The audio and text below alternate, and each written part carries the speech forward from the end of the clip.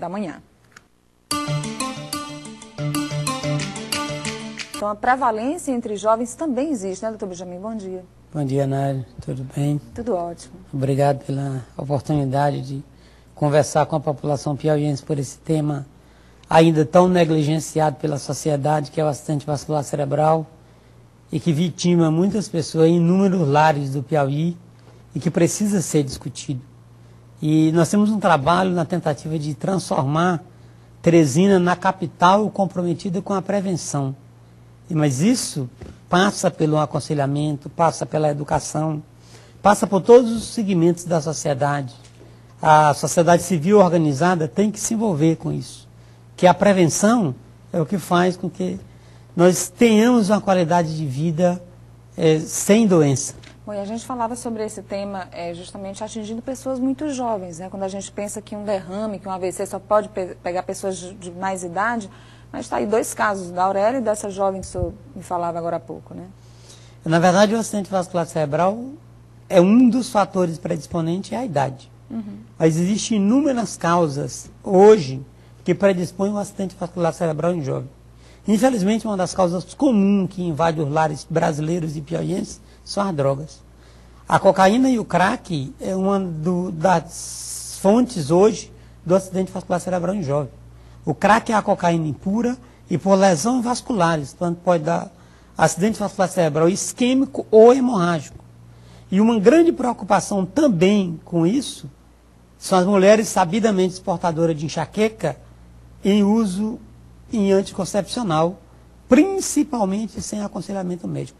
Bom, mas aí que outros fatores? Há, por exemplo, uma condição genética na pessoa que tem um problema como esse, que se alguém na família teve, está mais propenso a ter também?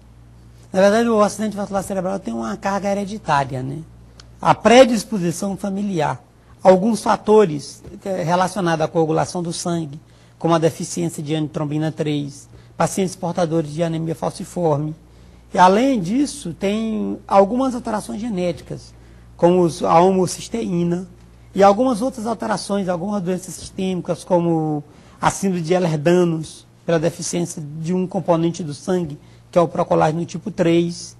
E, além de outras que desencadeiam o acidente vascular cerebral no jovem, o hábito alimentar, a falta de atividade física desses jovens. E hoje se discute e os trabalhos começam a surgir.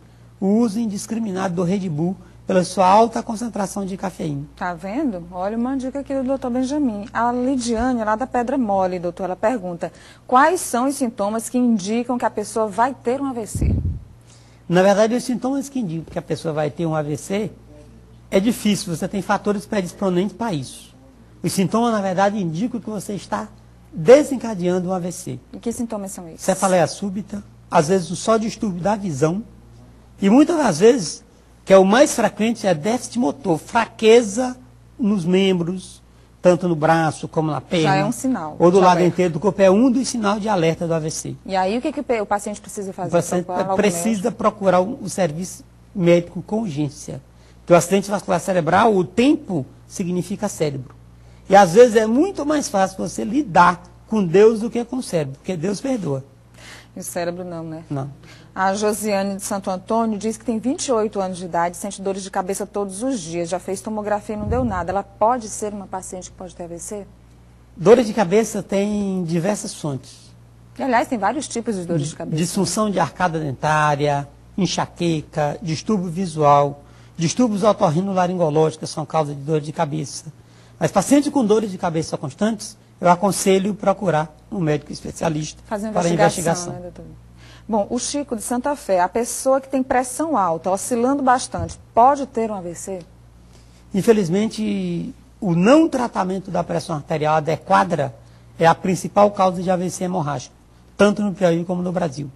Então, a pressão não tratada corretamente, fazendo picos de oscilação, pode desencadear acidente vascular cerebral hemorrágico, ou sangramento. O senhor falou, doutor Benjamin, que tem pretensão de transformar em Teresina numa capital que seja referência, né, na prevenção do acidente vascular cerebral. Agora, por exemplo, os médicos, a classe médica está preparada para ajudar o paciente a ter os exames que identificam de forma preventiva essa doença e orientá-los, indicá-los para esses exames? Na verdade, você precisa fazer uma mudança de hábito. O que eu chamo de gerenciamento da saúde pessoal. Nós precisamos envolver todos os segmentos da sociedade, inclusive os médicos.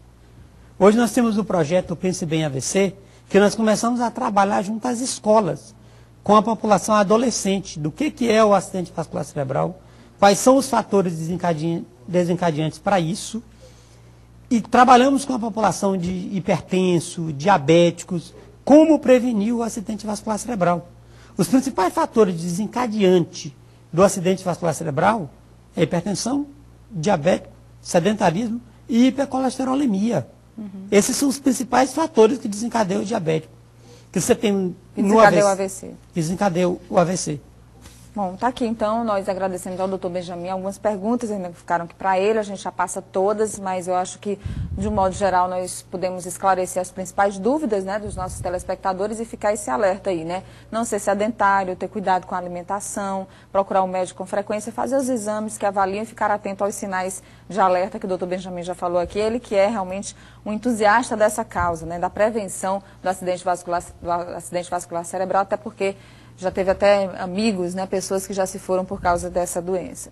Obrigada, doutor Benjamin, pela presença aqui mais uma vez, tá bom? Nós aqui agradecemos e deixarei uma mensagem à população piauiense. Façam o gerenciamento da sua saúde, que com certeza viver é a melhor coisa do mundo. Se possível, saudável. Então, obrigada. Um bom dia para o senhor.